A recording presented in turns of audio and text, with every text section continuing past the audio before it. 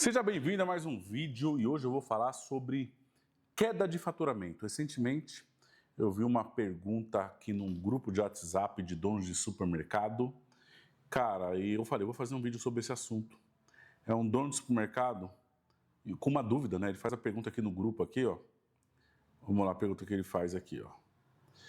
Boa tarde, pessoal. Uma pergunta aleatória. Algum de vocês tem tido crescimento em faturamento e resultado nos últimos anos? Que não envolva novo investimento no seu comércio, tipo organicamente, né? Pergunto no sentido de crescimento econômico natural, por exemplo. Algo orgânico. Porque nos últimos anos, tenho observado apenas queda no faturamento. Ao ponto que você consegue resultado, para você conseguir resultado, tem que implementar alguma coisa. Um novo setor, ampliar. Mas crescimento econômico natural, tenho observado que há anos não tem acontecido. Não sei se deu para entender o questionamento, porque eu tenho a impressão que é um movimento que tende a continuar nos próximos anos, de cada vez mais ajuste para baixo e não para cima. Aí um outro dono de supermercado, que até o Carmelito, amigo meu aqui, falou, poder de compra do consumidor caiu.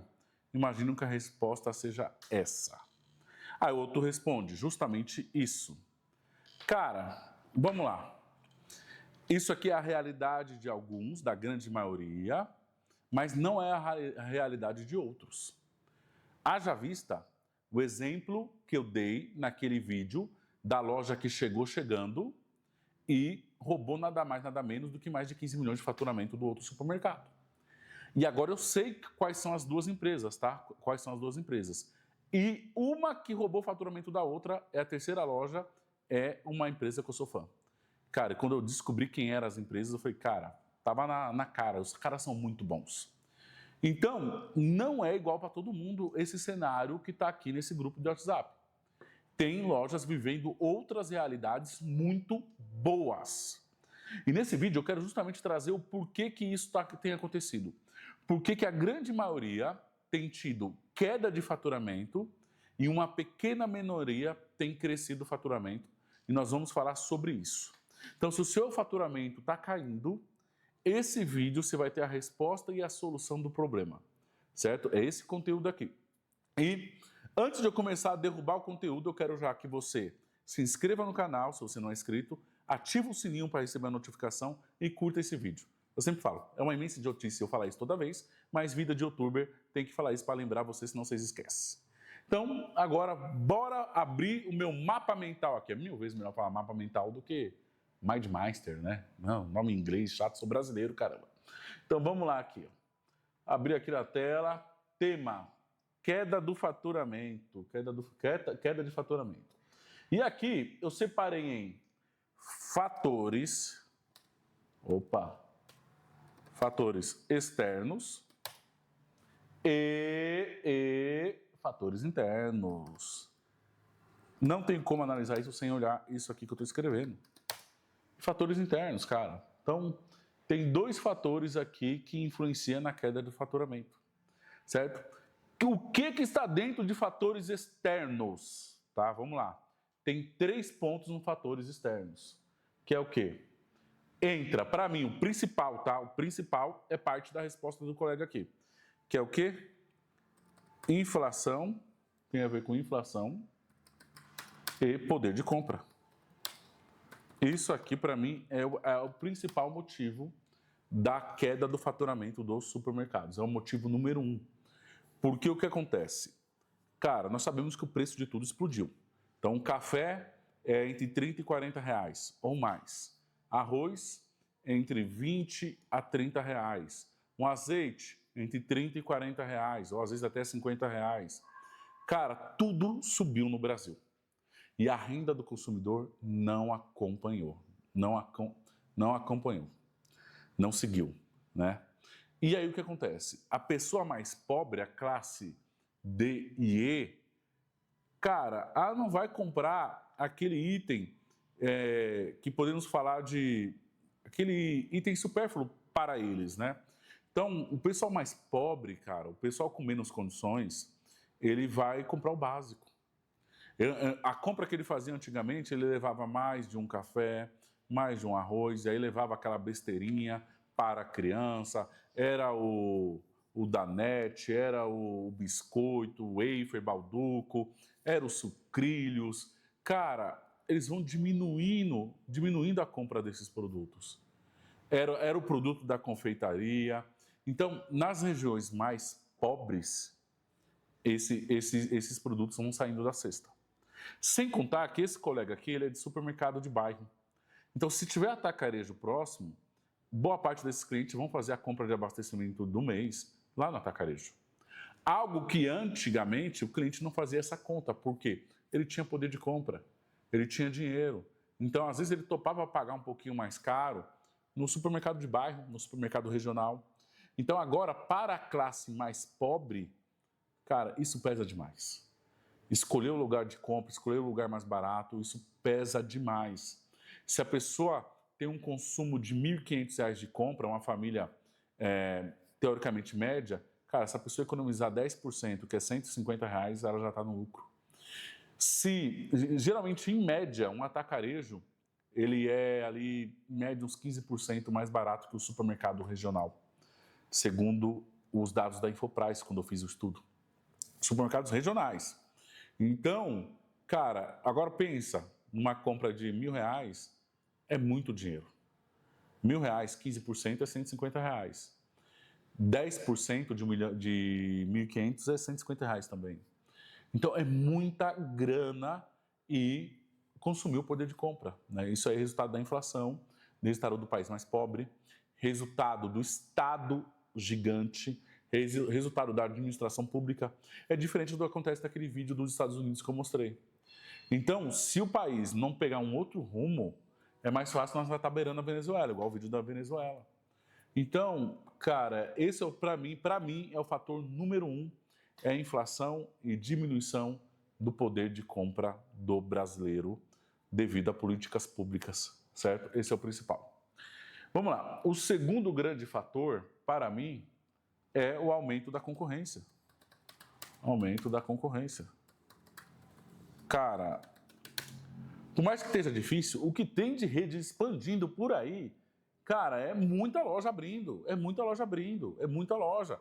Então, a realidade de concorrentes hoje não é a realidade de 10 anos atrás. Então, um cara esquina está abrindo supermercado, e aquela conta que eu falo, tem 4 mercados na mesma avenida, o idiota vai lá e abre o quinto. E aí, o bolo é um só, o dinheiro disponível é um só. E aí vai ratear esse dinheiro. Vai ratear e vai dividir esse bolo. E aí todo mundo perde. Todo mundo perde. Então, o aumento da concorrência, não só com atacarejo, supermercado de bairro, supermercados regionais, mercadinho de condomínio, cara, tá todo mundo rateando dinheiro aí. Todo mundo, todo mundo.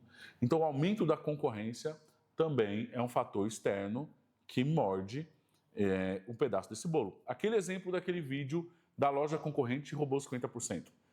Você viu ali que o faturamento da loja existente, que já estava lá, a loja de referência, era 27 milhões. Quando chega a outra bandeira, a somatória dos dois faturamentos bate 28. Então, ou seja, a loja nova, ela não gerou um novo faturamento, ela roubou do cara que estava lá. Rateou o bolo. Rateou o bolo. Então, é mais ou menos isso que está acontecendo também. É um fator externo, é o aumento da concorrência dividindo pedaço do bolo, certo? Vamos lá. E terceiro, tá? Terceiro é o dinheiro gasto em bets e jogos de azar. Jogos de azar. O famoso tigrinho. Isso aqui é algo que eu reluto muito em acreditar, mas tem alguns dados aí, eu vou abrir aqui algumas informações para você. Quem defende essa tese é o Belmiro Gomes, presidente do Açaí. Ele bate forte dizendo que boa parte da renda do consumidor está indo aqui. E aí briga com o dinheiro que era gasto em supermercados também e em outros setores. Vamos ler a matéria dele? Tudo aqui eu trago matéria, eu trago notícia para embasar o nosso vídeo, tá? Então, eu vou abrir aqui, só um minutinho aqui, eu vou abrir aqui. Deixa eu pegar aqui. Tá. Espera aí. Aí, ó. A Açaí diz que joguinhos afetam renda junto com a inflação. A inflação e os joguinhos. Bets já são quase 1/3 do varejo alimentar.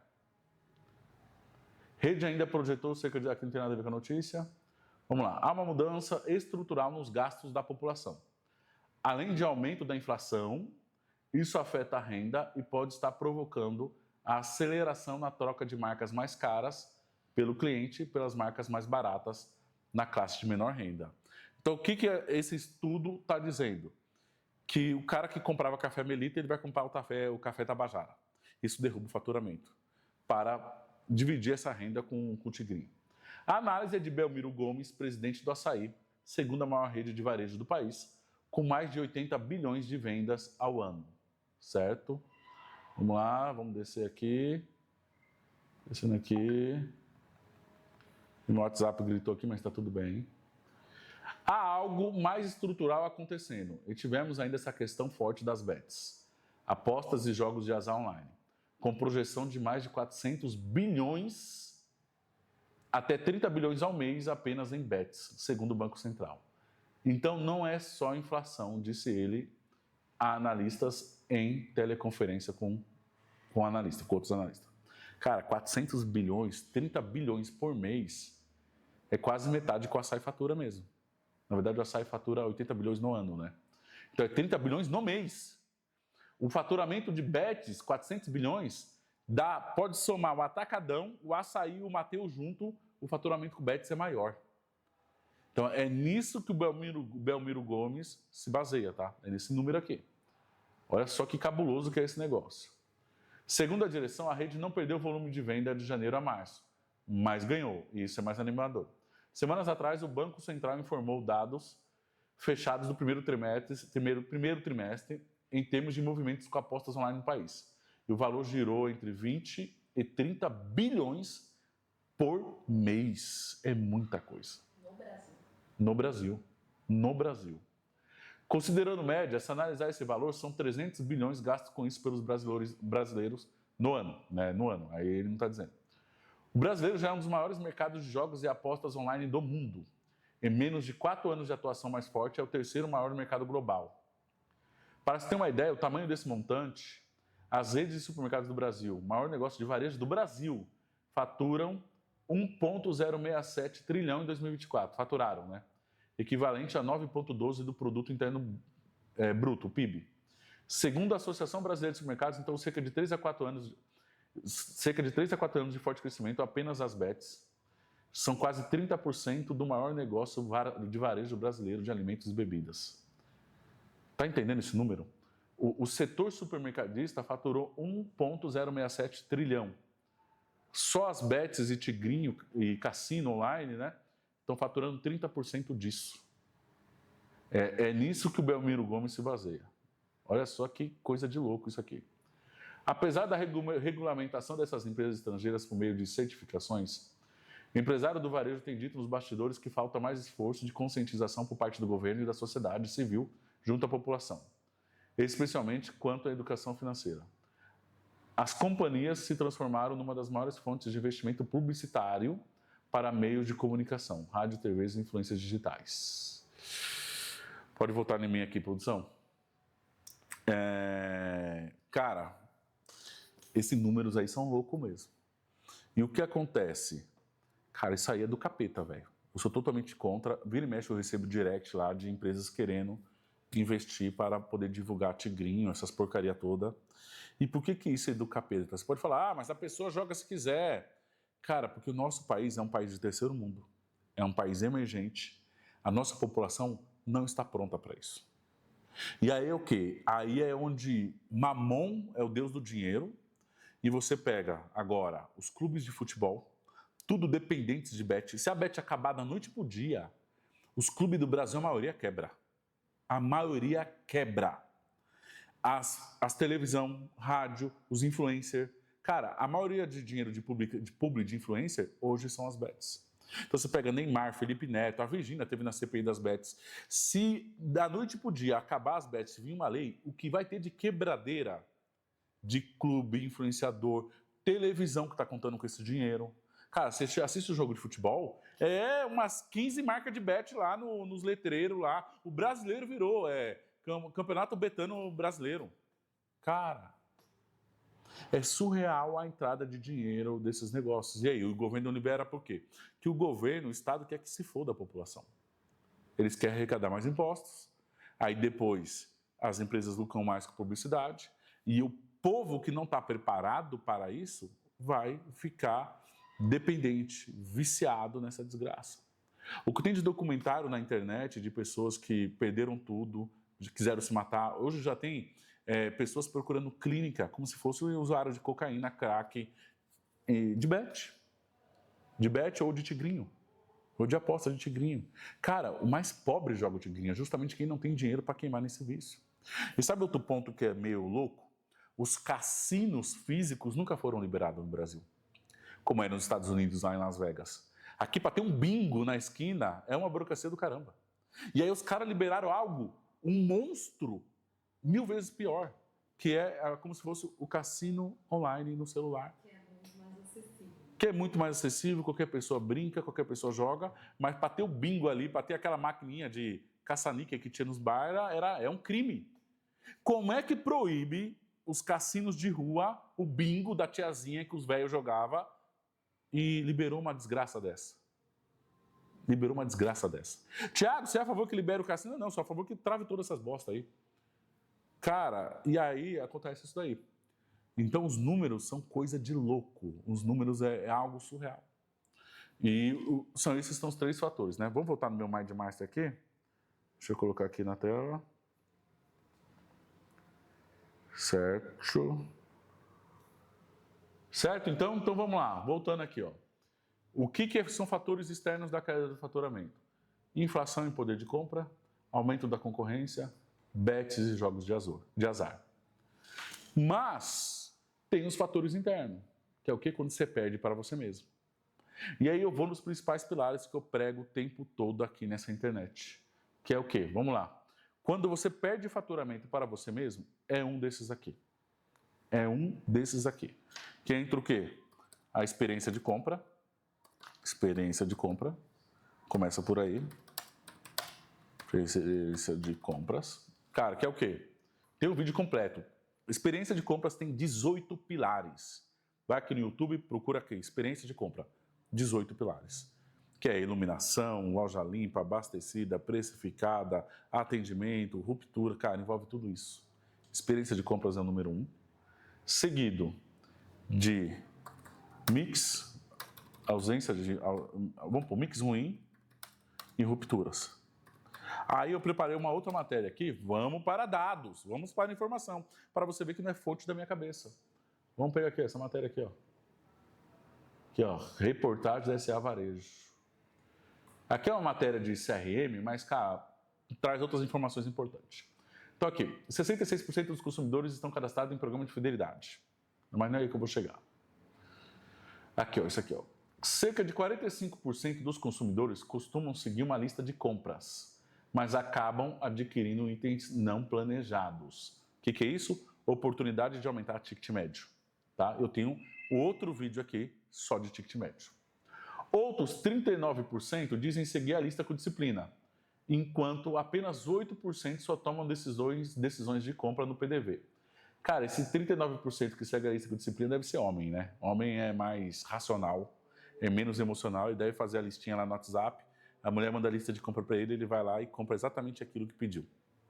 E 8% entra no mercado, tipo assim, eu não sei o que eu vou comprar. Vai chegar aqui o que eu ver, quando der na telha eu vou comprar. Esses aqui são bem loucos mesmo. É o que revela a pesquisa. Tá? Beleza, continua. Né? O grid que trouxe essa informação. O estudo mostra também que a comparação de preços entre estabelecimentos é comum. Vamos lá para a questão de preço. 32% comparam às vezes, 32%. 29% frequentemente, é aquele que está comparando sempre. É o cliente caçador de oferta, né? 20% sempre. Esse aqui não, esse aqui que é o caçador de oferta, é o sempre. E 16% raramente. Então nós temos aqui, ó, 32% mais 16% que quase não compara, dá um total de 48%. 29% compara de vez em quando, frequentemente. e 20% é sempre. Olha como o preço não é o fator predominante. 20% é aquele cliente que vai fazer conta na calculadora, vai pegar todos os tabloides de todo mundo na internet e vai escolher o lugar para comprar. Tá? É isso aqui. Apenas 3% não faz esse tipo de avaliação. Beleza. Outro dado interessante é que para 52% dos consumidores, as compras são feitas frequentemente no mesmo local. Olha isso aqui. Então, isso aqui é aquele que... Lembra que eu falo que o cliente não quer trocar você pela concorrência? Ele quer continuar comprando com você porque ele já se acostumou a comprar com você. Para você perder cliente para a concorrência tem que ser muito ruim. Então, mais da metade das pessoas quer comprar no mesmo local, gente. Né? Compram frequentemente. 17% sempre. Esse aqui, cara, é sempre. Esse aqui não te troca por nada. É o 17%. E 26% alternam entre estabelecimentos. Quando eu falo de marketing, né, você tem que tentar pegar os 52%, que é o frequentemente, e você tem que pegar os 26%, que está alternando sempre. Os 17% não troca o cara de jeito nenhum. Então, aqui é onde tem a oportunidade de marketing. Tá? E aí entra você comunicar e você chega lá. Vamos continuar aqui nesse estudo. Fidelização. Entre os fatores que mais influenciam a fidelidade estão a variedade de marcas e produtos. Mix de produto é o segundo fator. O segundo fator lá que eu estou falando do material, não o segundo, é o primeiro fator que fideliza o cliente. Quando eu falo que o mix é rei, o mix é rei. Ele é o fator número 1 de fidelidade. Não é à toa que você pega lá redes que nós admiramos, que eu falo aqui sempre. Taust, Trimais, Andorinha, o Chama, o Confiança, Casa Santa Luzia. Qual é o principal fator deles? Mix de produtos. Não é preço, é mix de produto. Por isso que eu falo que o mix é rei. E na nossa agência de marketing e vendas, hoje eu tenho uma planilha top de mix de produtos. Cara, que eu ajudo os meus clientes a aumentar o mix para o nosso marketing dar cada vez mais certo. Então, se você está procurando uma agência de marketing e vendas, se você quer ampliar o mix, tem aqui o link do WhatsApp, aqui é só chamar aqui. Depois, entra preço, que são os descontos, 43%. E depois é o ponto comercial, aqui, ó, proximidade física, 42%. Localização, lembra do ponto comercial que eu sempre falo? Programas de fidelidade aparece como critério para 15% dos consumidores, seguidos pelo atendimento ao cliente, 14%. Então, você tem um CRM ali, um clube de vantagens, onde o cliente vê vantagem de comprar sempre com você, é 15%, e o atendimento, 14%. Apesar de não ser o principal fator de escolha, a participação em programa de fidelidade é alta. 66% dos entrevistados cadastrados estão cadastrados em iniciativas do tipo. O levantamento indica ainda que boa parte dos consumidores participa de múltiplos programas, com 12% inscritos em 4 ou 5 e 8% em mais de 5. Então, cara, CRM nos dias de hoje não dá para ficar sem. E também na nossa agência de marketing eu ajudo a potencializar o seu CRM, sempre, lotar o seu CRM, usar os dados, né, e por aí vai. Então, o que eu aprendo aqui, né? O que eu aprendo aqui? Que o mix é o principal fator da fidelidade, certo? Vamos lá. Continuando lá, então mix ruim, ruptura. Porque não adianta também você ter mix e deixar faltar produto. Então, esse é o segundo fator de você perder para você mesmo, fatores internos. Seguido de, vamos lá, precificação. E a precificação entra você ter uma precificação justa. Você não precisa rasgar seu preço e ser o mais barato. Você não precisa brigar com o atacarejo, mas você não pode ser o mais caro. Você não pode ser taxado numa loja como cara. Você entra numa curva de risco gigantesca. E eu não estou falando só da curva A, você tem que cuidar da curva B, da curva C, da curva D. Tem um teto de limite de precificação na mente do consumidor. Entendeu? É isso. Seguido de precificação, qualidade nos perecíveis. Isso aqui também é ouro. Perecíveis. Seguido de campanhas promocionais e eventos.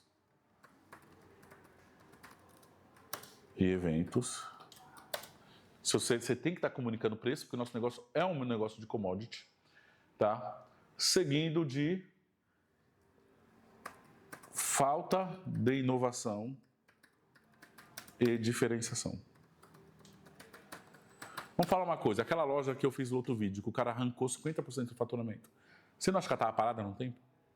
para chegar ao concorrente e levar 50% da clientela, esse cara estava, no museuzão lá, numa zona de conforto, há tempos, há tempos. O cara não se inovou, não se diferenciou, não procurou melhoria contínua. Quando chegou o concorrente, fator 1 externo lá, ó, inflação e poder de compra. Ele perdeu no 1. Não, na verdade não, é aumento da concorrência, falei besteira, aumento da concorrência, o número 2. Para você ver, o cara vendia 24 a 27 milhões, então ele não está sofrendo com a inflação e poder de compra e nem com a bet e jogo de azar. Ele perdeu para ele mesmo, deu espaço para o número 2 entrar. Exatamente isso. Então vamos lá, seguido de marketing ruim. Esses são os fatores que vai fazer você perder para você mesmo. Você não se comunica, é um marketing invisível, você é ruim pra caramba, sua mensagem não chega, o concorrente se comunica mais do que você, e aí o cara tá te jantando. Então, pausa aqui para antes de continuar esse conteúdo. Vamos falar agora do nosso parceiro da FGF. Se você está procurando uma contabilidade especializada em supermercados, super indicado eles aqui. Se você quer pagar menos imposto de forma legal, tem o link do WhatsApp aqui, é só chamar eles aqui.